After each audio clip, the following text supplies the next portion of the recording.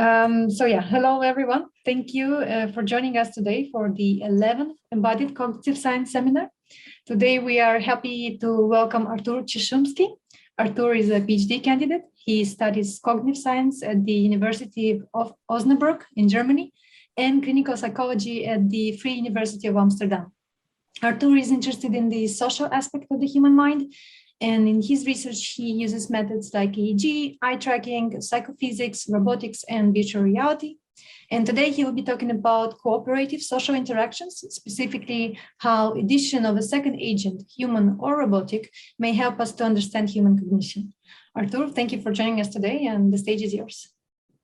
Thank you. Thank you very much for the invitation and a really nice introduction. So I don't have to say anything more about myself and just start telling you about my science a little bit. So I will talk about two studies first and short introduction at the beginning. So I think I don't have to introduce this whole 4E framework.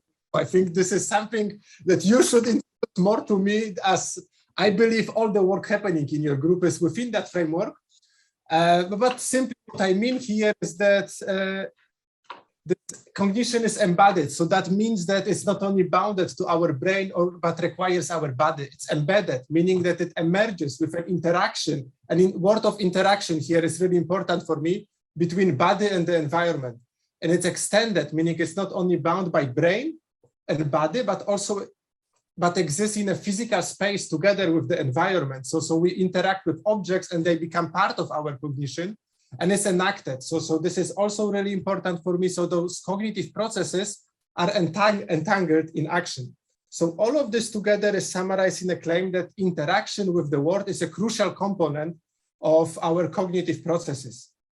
And when we think about those interactions that are crucial, as I said, and we think about the whole cognitive neuroscience field, we see this isolation. For many, many years, we put our participants in a room, separate them from other people, separate them from real world, close the door and hope for the best and ask them to stare at the screen and display the stimuli. So I think about it as kind of studying the brain in the isolation from everything that is important. So this brain evolved to interact with other people, with the environment, and then to study it, we separate it from the rest. On one hand, it's important because that way we can get rid of variables we don't want them to influence our studies. On the other hand, we can miss out a lot. And what we are missing out is that when we get out the interaction with other people from studying human brain and cognitive processes, we are actually having the incomplete picture of what cognition is. And that's why in my work, I'm trying to focus on bringing more people to the lab, on start focusing on interaction between people. And when I say interaction, I also mean interacting with you right now. So every time you will have a question, don't wait till the end, just raise your hand, interrupt me. It's always nicer to have a dialogue than monologue and interact with each other during the talk. So when I say something that raises a question, right away, ask me so I can explain. Okay, when we bring a second person, there is this framework that Leo Schilbach proposed, so second person neuroscience. And what it means is that we bring a second person, but by bringing a second person, we can mean many things because we can still study just one brain and what's happening within that brain when the person interacts with another person. We can also focus on the two brains in the same time, so interbrain situation. And all of this is important, and all of this is somehow related to what I will show you today. So first, I will tell you about two studies when I focused on intra-brain. So we make the shift of bringing the second person, and I believe this is already poses a lot of difficulties. When you have a second person in the lab, already many things changed. Many of our labs simply are small rooms that don't allow for a second person. So those are the situations that we really have to change in many places around. And I believe your lab is one of the examples when those places are built from the beginning to really account for the idea of interacting between people. And after those two studies, I will talk about the interbrain, so hyperscanning, where I will give you a review about everything that is available there and also the first meta-analysis that we performed. So the first study, we try to focus on cooperative and competitive situations. So we are really often in a situation when this quickly has to change. So example is a football game, where when you are passing the ball for you, when you are failing in passing the ball to your colleague, it's a failure for you, so your brain should react, hey, I made a mistake, but actually in the brain of your opponent, the same action that both of you observe is actually a positive, so positive outcome. And in past, within cognitive neuroscience, so I use EEG and I will mostly talk about EEG today. 20 years ago, that was one of the biggest studies when we discovered, yes, there is a peak component around 200, 300 milliseconds after we committed an error or we received the feedback about our action. And 20 years ago, that's how the best papers looked. That's how the best figures look in the cognitive neuroscience. So a lot of things changed since then if we communicated the science with a bunch of lines on a brain. Maybe in 20 years, what I'm showing you today also will look old school and we're going to love it. So here we ask a question whether this really well-known component studied in isolation in single subjects where we really well known that 200, 300 milliseconds after we receive feedback about our action, whether this component is actually modulated by social situations. So whether it changes when we commit an error in cooperative situation or competitive situation. So to conduct such a two people, we collected the EEG data from only one of the participants and asked them to perform a really simple task. So it's a psychophysics task, really well-established Gabor patches on a screen. And we manipulated two features of those Gabor patches. So we manipulated their spatial frequency and their orientation. Spatial frequency simply means how many of those black and white lines you see. So in the figure 2, so in the second part of the stimuli, you see 4 of them. So sometimes they were packed, sometimes they are more spread. And orientation simply means the degree to which those lines were aligned. And each of the participants had to answer a simple question. They see a target first, then 4 of them, and they have to answer a question whether there is a difference between the target and any of the 4. So whether actually which of them would be the closest to the target. And one of them answers the question about the spatial frequency, while the other one is answering the question about the orientation. And now you can forget about psychophysics. It's only a trick to get them into the mind of performing a task, so being focused on a task. When they perform the task, they receive the feedback about their action. So they can be correct or they can be incorrect. And that's the main focus of the study. And they receive the feedback in a form of those circles. So there is a circle. If it's fully green, it means they were both correct. If it's half green, half red, it means person sitting on the left was incorrect and person on the right was correct. So green correct, red incorrect. That's pretty intuitive. And we introduce cooperative and competitive situations by giving them real money. So rewarding them at the end of the experiment by collecting every time you are correct in cooperation. So both of you are correct, you gain 5 cents. Every time both of you are incorrect in cooperation, you both lose 5 cents. In one of you is correct, other is not. That creates a situation that both of you don't win, both of you don't lose. It's kind of neutral. While in the competition, if you are correct and your partner or co-actor is incorrect, then you make money, you win, or other way around. If you are incorrect, but your co-actor is correct, then you are losing money. So by introducing this payoff matrix, we created the feeling of cooperating or competing. So it's kind of enforced. We are not hoping for telling people, please cooperate, please compete, but we are forcing them to cooperate or compete by payoff matrix that actually introduces rewards, monetary rewards that are real money afterwards. So it was, they really felt, yes, we want to do it. I really hope for the person sitting next to me to be correct in cooperation when I'm correct, because then I make money, while in the competition when I'm correct, I'm hoping somewhere in my cognitive processes that person will be not be correct. And what we are focused is what's happening in the brain in the moment they receive that feedback on the screen.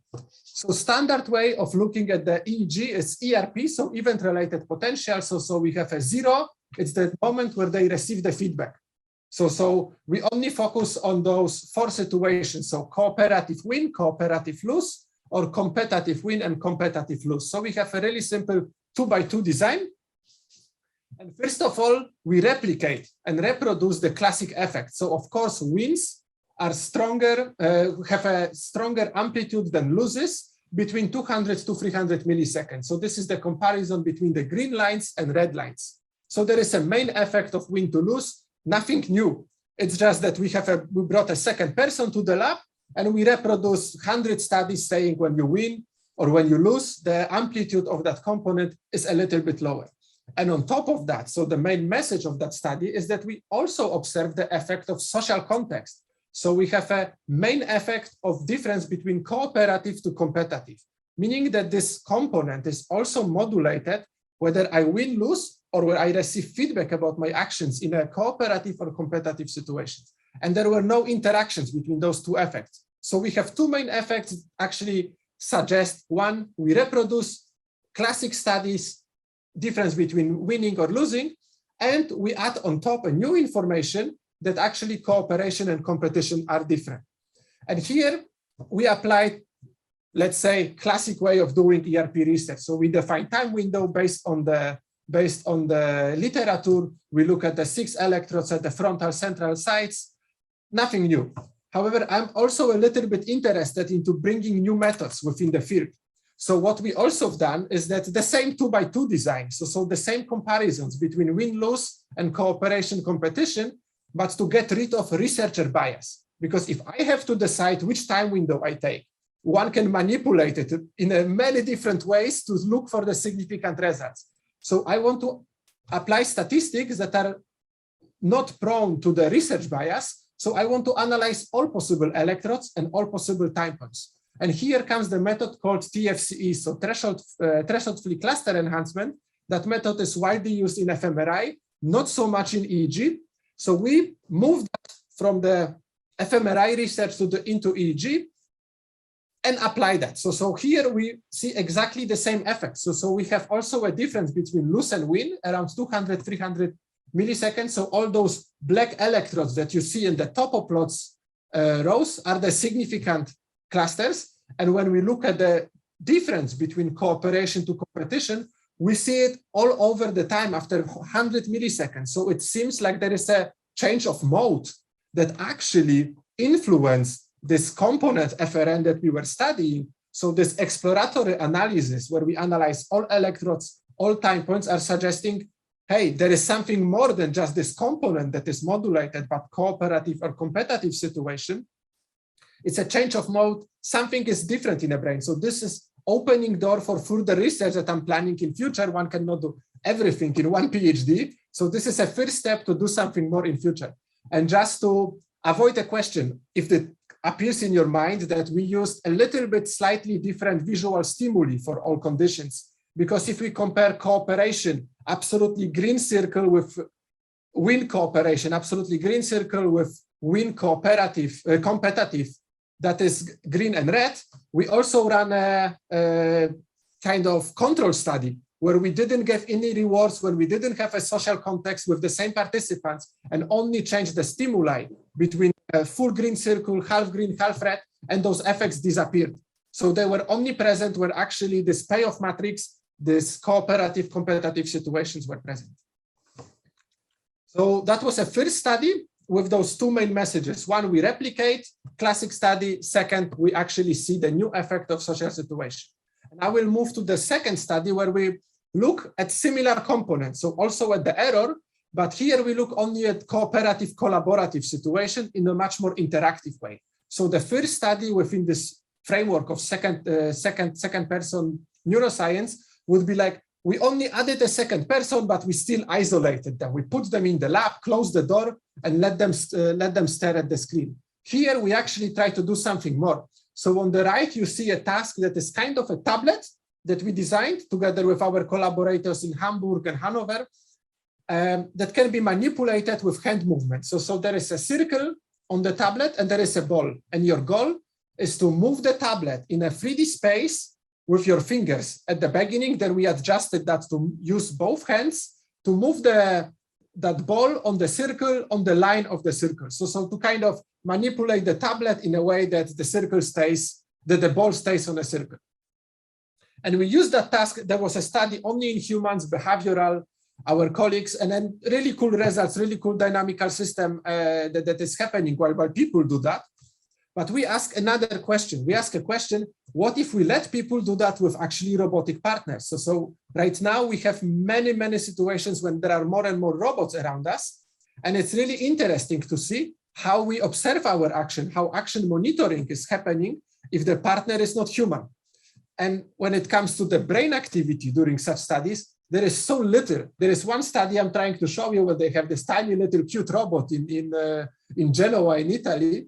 And that's the only study that was there so far when they said, yeah, we have a brain, we get this robot, and they counted balloons on a screen, and robot was also calculating. It was really simple. There was no real interaction. So we try to move a little bit further by allowing real interaction.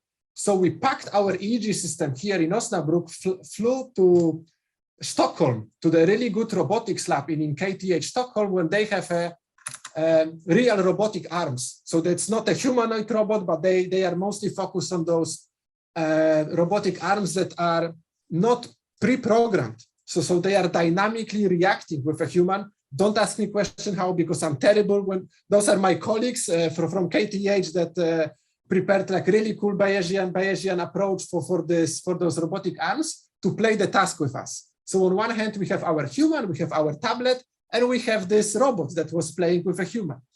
And we invited only 6 pairs. It was kind of a proof of a concept that we are capable of doing robot-human interaction, absolutely collaborative, and measure EEG from the human part. So there were the 2 conditions. We have a human robot, we have human-human. Additionally, we also had the sonification. So we added condition where this ball on the tablet was sonified to possibly improve the performance. So what we see here, I will right away jump into again TFCE. So we analyze all possible electrodes, all possible time points, and again around 200-300 milliseconds. So similar components. So it's always around the time when the brain is realizing the mistakes. And right now, I forgot to mention, the time 0 is something that we introduced in the game. So while they try to collaborate, keep this ball on a circle, we introduce events that the ball jumps out of the circle. So they have to adjust their behavior to keep the collaboration, keep the cooperation. And then we look what's happening in the brain after that event, after this perturbation of the collaborative behavior. And we also see that around 200-300 milliseconds, there is a component that is different between robotic partners and human partners. And here I would like to mention another cool statistical method that we applied. So Unfold, that's not my work. I'm just selling work of my colleagues, so Benedict Echinger. It's a toolbox that is extremely useful for doing real life neuroscience. So it's a deconvolution method. So Unfold actually stands for deconvolution. To get rid of all possible other events that are happening during such a situation. So we had to adjust for the speed of the movement. We had to adjust for the accuracy of how far the ball is to only look for the differences between human and robotic partner after the 0. So one, there is many things that are happening when you allow people for real interaction, when you get them out of the lab and let them use their hands, let them do some other things than just stare at the screen, but we have to also account for that. So I'm not saying let's get wide, allow for everything, but we also have to do proper stats and proper methods to get rid of all of those variables that could influence our results. Main message, we see also the difference in action monitoring around 200-300 milliseconds, and we also see a second component a little bit later, so around 500 milliseconds after the stimuli, which on this really small sample size that we have, I'm not 100% convinced because it's a really small cluster. It was really not really strong. It can suggest that after the time you realize that perturbation happened, I have to adjust behavior. There is some evaluation of that adjustment. And here we also saw only the difference between robotic to human partner, and we never saw any differences between sonification. So in those 2 studies, I kind of try to show you, hey, there are different ways of bringing a second person to the lab to study intra-brain relations. So to still study one brain, sometimes we still use psychophysics, let them look at the screen. Sometimes we actually give them a task that is interactive, which I really like, and I want to move more into that direction. And there is second part of this second person neuroscience, so looking at interbrain. So looking what's happening when how actually two brains interact between each other. And I think, I'm sure that you, or definitely Tom, because I saw really cool papers from him on that, know that hyperscanning is cool method. But really often when I try to talk about it to people, there is so many questions and so many, let's say, obstacles to convince people that yes, it's a valid method where we really can do it. And then one have to think, how do we convince people? What is the quality of evidence that we need? Yeah. So if I measure two brains and I observe something, yes, it's an individual case report. I observe something. If I do one study, we have around 150 studies around the world with many different hyperscanning methods. But in comparison to EEG, in comparison to many different topics in cognitive neuroscience, that's really little. That's really, really little. And we have to summarize that somehow. And to summarize it, we need systematic reviews, we need narrative reviews, and we need meta-analysis. So that's what I tried during my PhD, because honestly, when I for the first time thought about doing hyperscanning, my whole lab, many people around me told me, Artur, don't go there. It's crazy. Don't do it. People will laugh at you. People will not take you serious. And I said, no, I will convince everyone around that they will take the whole field serious because it's worth it. It's a really cool method. So I don't take things for granted in a way that people tell you with the opinion, yes, don't do it. Go with the standard classic way. I prefer to do a little bit crazy. That's at least my approach. So when we think about quality of evidence, we have to do reviews. So I try to do such a review. And when it comes to hyperscanning, we have different methods that are used within the field.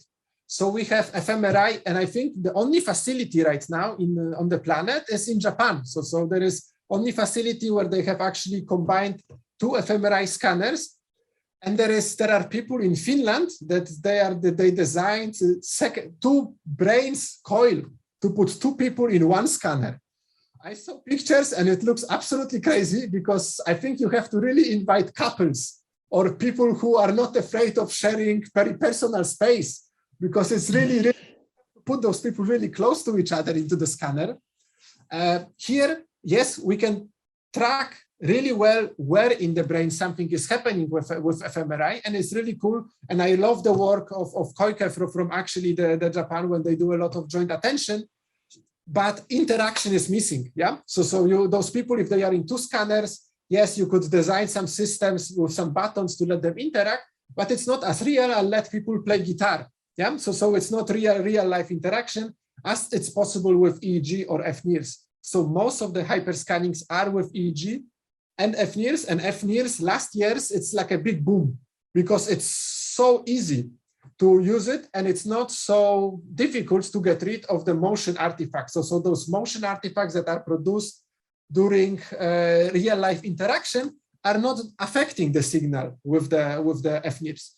I personally, when I think about FNIRS, it's like a cheap fMRI that you can do in a real life, but you have tiny little amount of optods. Yeah, you really have to specify your region of interest before, and that often creates researcher bias that I mentioned before. If you already specify everything, if you actually do not analyze the whole brain, if you analyze certain parts only.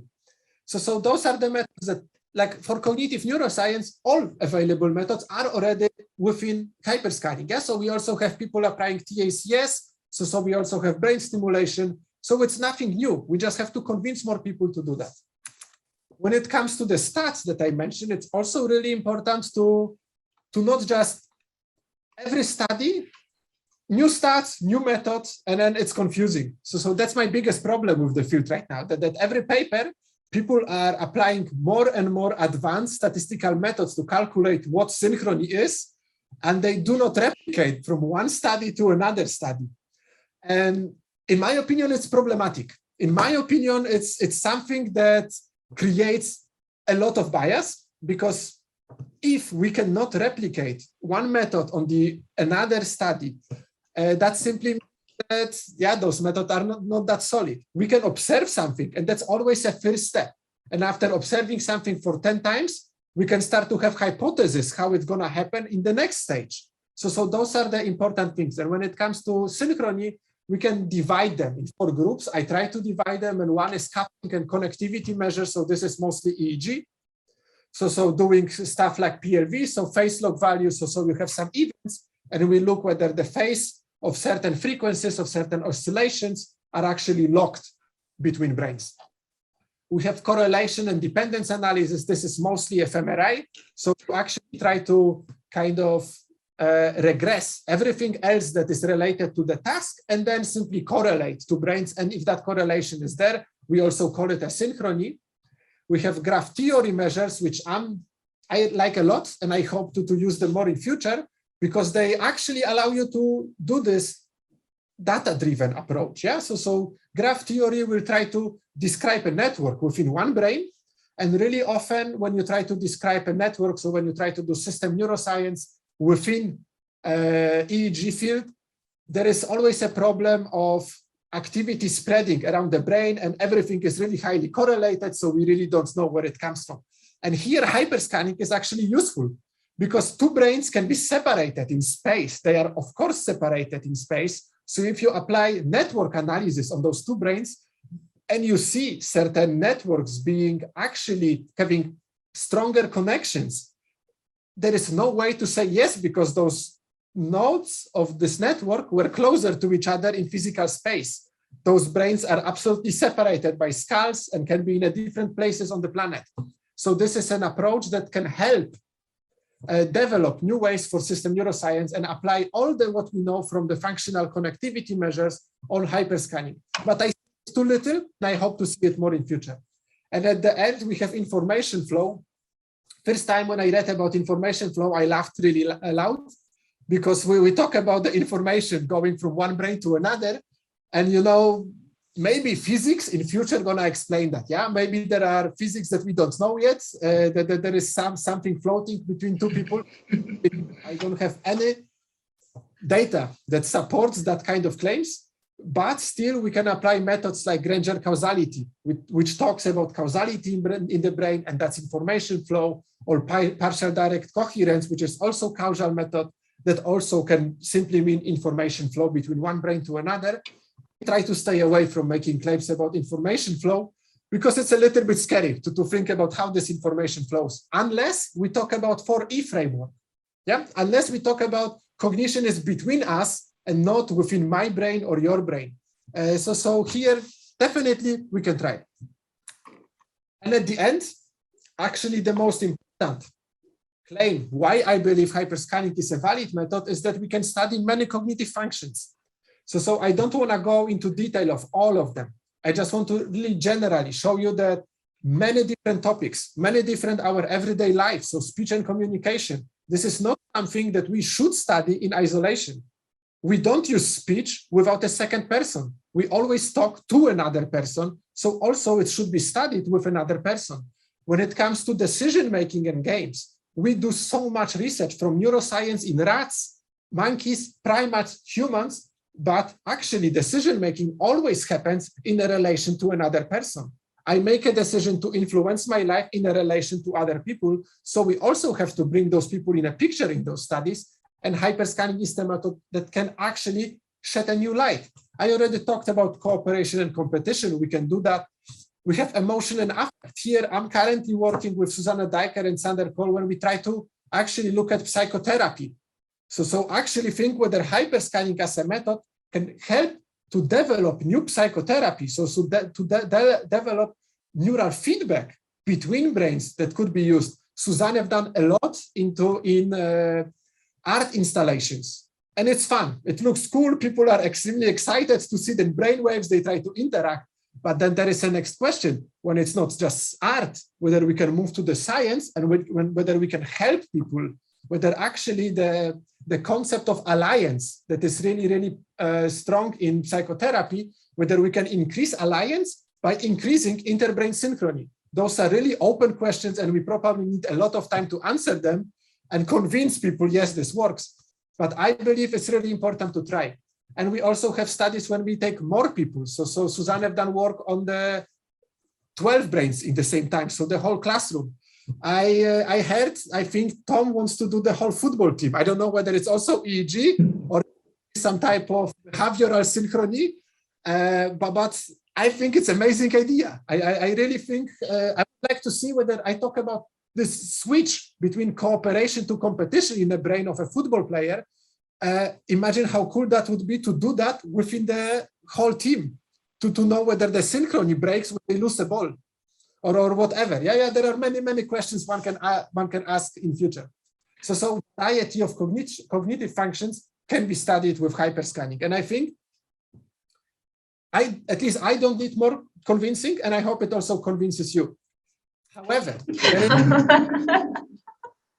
we're already convinced before you started. Really nice. So I will spend last couple minutes to go on the top of that pyramid of the quality of evidence. So as the last step, I try to do first meta-analysis in the field of hyperscanning. So by looking at the review, we realize, okay, most of the papers are about cooperation. Most of the papers are about using FNIRS. So how to standardize it to have as many papers as possible. So we managed to select 13 papers. I know it's little for performing meta-analysis, but no one tried before. And those 13 papers all use FNIRS and all focus on cooperation and compared cooperation with some other type of situations. So individual, competitive, or neutral situations. So what we observe is that multiple different tasks like Jenga puzzle, tangram puzzle, creativity task, joint finger tapping, realistic problem solving, joint drawing, math task, and joint singing, all of them, all 13 studies show interbrain synchrony in a prefrontal cortex. So it's a big statement. Prefrontal cortex is a big part of our brain, and there is many cognitive functions there. So there are different parts of prefrontal cortex that show that synchrony, but the statement is there, all 13 studies. So it's not something new. We really have a region of interest and we have to investigate more. And also a couple of those studies show the synchrony in the TPJ and temporoparietal regions. So I know you don't need more convincing. So this would be the last part of the convincing. So review and meta-analysis. So I would like to summarize everything that I told you a little bit about two small studies, because they do not change the world, but I believe they contribute within the second person framework. So this idea of bringing a second person to the lab, I believe we have to do more of that. And they both focus on action monitoring. So something well established in cognitive neuroscience. One study showed you that social situation, so cooperative and competitive, influence action monitoring. And second study showed you that actually type of partner, so robotic or human, also modulates the brain activity around 200, 300 milliseconds and the frontocentral electrodes. And second, we tried to review, and I told you more about hyperscanning and showed you the result of a first meta-analysis. So all of this is a kind of shift, I believe, that is happening right now within cognitive neuroscience, because especially the second part, especially the hyperscanning part, because we've done a lot event-related studies. We display something on a screen and we look what's happening in the brain.